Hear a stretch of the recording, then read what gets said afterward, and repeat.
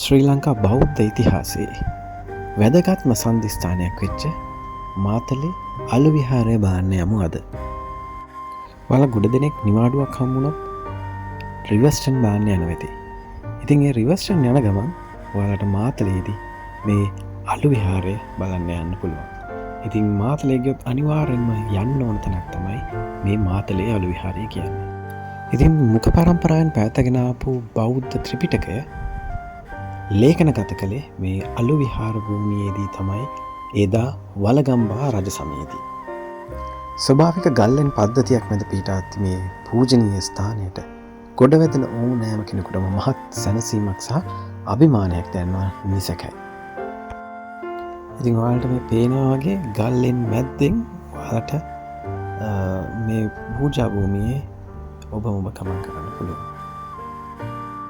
අපි පාසලේදී මේ ත්‍රිපිටක ග්‍රන්ථාරූඪකරණය ගැන විස්තර අපි ඉගෙනගෙන තිබුණට මේ පූජා භූමිය වන්දනාමාන කර ගැනීමට මටත් හැකි වුණේ පළමු වතාවට.